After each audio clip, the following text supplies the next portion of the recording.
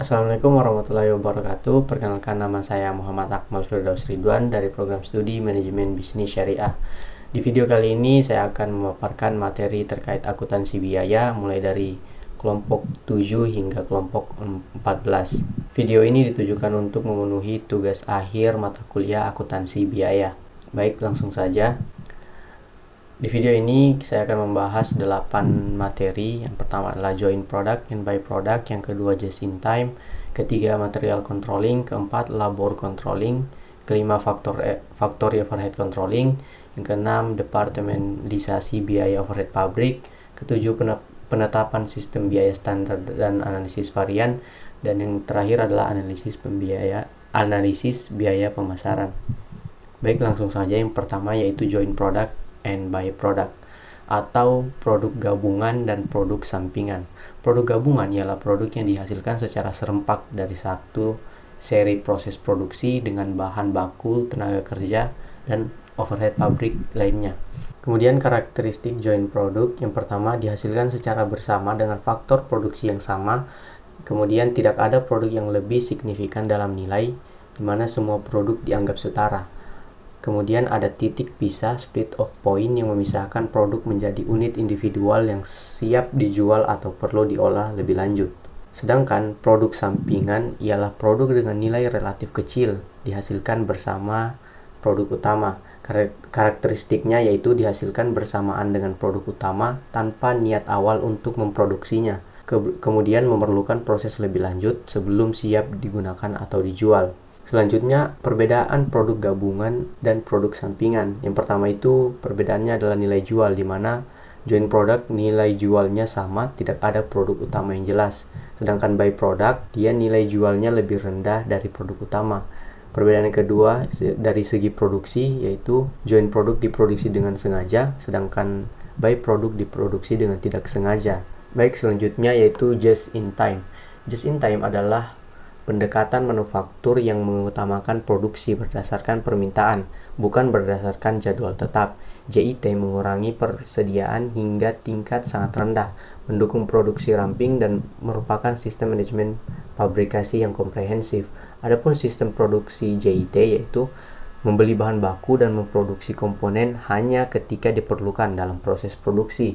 Adapun tujuan dan manfaat JIT yaitu menghasilkan produk sesuai permintaan pelanggan menggunakan sistem tarik atau pull system, kemudian memproduksi dalam jumlah kecil untuk menghemat biaya dan sumber daya, dan mengeliminasi pemborosan dan memperbaiki aliran produk melalui sistem disiplin.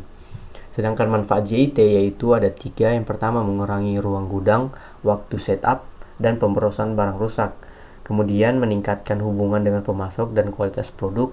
Yang ketiga adalah menurunkan biaya produksi dan meningkatkan produktivitas. Materi yang ketiga yaitu material costing, atau biaya bahan baku dan sistem pembelian.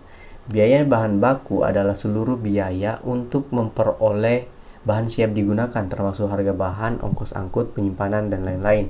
Sistem pembelian bahan baku merupakan sistem pembelian lokal bahan baku, terdiri dari prosedur permintaan pembelian, prosedur order pembelian, prosedur penerimaan barang, prosedur pencatatan penerimaan barang di gudang, dan prosedur pencatatan utang. Kemudian masalah khusus dan penentuan harga pokok bahan baku, di mana masalah khusus dalam bahan baku yang pertama ada sisa bahan, yang kedua adalah produk rusak, dan yang ketiga adalah produk cacat.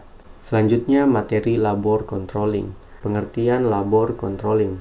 Menurut Armstrong, labor controlling mengawasi dan mengatur tenaga kerja dalam organisasi, mencakup penugasan kerja, pemantauan produktivitas, evaluasi kerja, dan pengembangan keterampilan karyawan.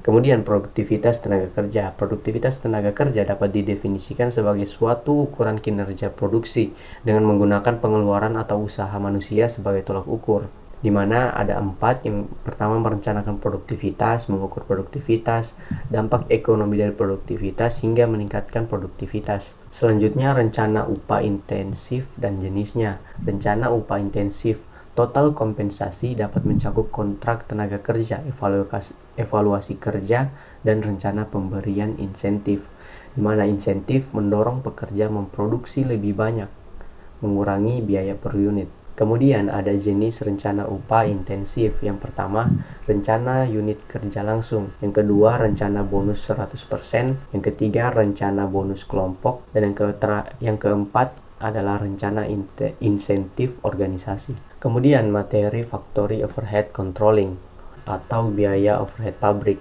Di mana biaya overhead pabrik adalah semua biaya produksi selain bahan langsung dan tenaga kerja langsung. Ini termasuk bahan tidak langsung, buruh tidak langsung, dan biaya pabrik lainnya yang tidak dapat diidentifikasi atau dibebankan langsung pada suatu produk.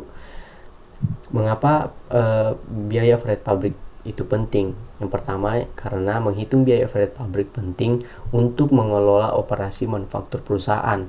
Selain itu, memahami biaya overhead pabrik membantu dalam melacak biaya tidak langsung dan membuat proses manufaktur lebih efisien. Kemudian, mengetahui item-item terpenting dalam biaya overhead pabrik penting untuk menumbuhkan dan mengembangkan bisnis. Kemudian, klasifikasi dan pengalokasian factory overhead.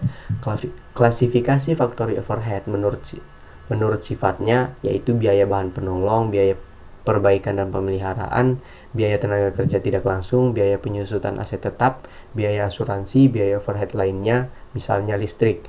Kemudian klasifikasi menurut perilakunya yaitu biaya tetap, biaya variabel, dan biaya semi variabel. Kemudian pengalokasian factory overhead, di mana terdapat dua metode.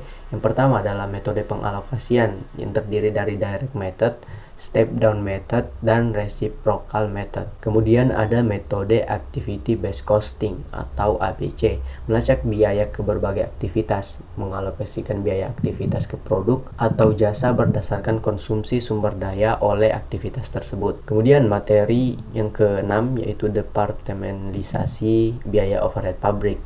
Departementalisasi biaya overhead pabrik merupakan pembagian pabrik ke segmen-segmen atau departemen untuk alokasi biaya overhead yang lebih tepat. Fungsinya yaitu menyediakan perhitungan biaya produksi yang lebih baik dan meningkatkan tanggung jawab. Adapun faktor yang mempengaruhi departementalisasi biaya overhead pabrik yaitu pertama, kesamaan operasi dan mesin, yang kedua, lokasi operasi dan mesin, yang ketiga, tanggung jawab atas produksi dan biaya, yang keempat, hubungan operasi terhadap aliran produk, yang kelima adalah jumlah departemen, selanjutnya sistem biaya yang digunakan, dan terakhir tujuan departementalisasi. Kemudian materi ketujuh yaitu penerapan sistem biaya standar dan analisis varian, di mana pengertian dari sistem biaya standar adalah metode pengendalian biaya dengan menetapkan standar biaya untuk bahan baku, tenaga kerja, dan overhead berdasarkan analisis operasi perusahaan. Kemudian analisis varian itu proses membandingkan biaya aktual dengan biaya standar untuk mengidentifikasi penyimpangan dan memahami penyebab variannya. Adapun manfaat dari sistem biaya standar dan analisis varian ini yaitu pertama, pengendalian biaya, kemudian penilaian kinerja, yang ketiga, pengambilan keputusan. Manfaat yang terakhir adalah perencanaan. Kemudian ada proses analisis varian, di mana prosesnya itu diawali dengan penentuan standar biaya, pencatatan biaya aktual, perhitungan varian atau harga dan kuantitas, kemudian analisis varian, identifikasi penyebab varian, dan terakhir tindakan korektif dan pelaporan dan monitoring.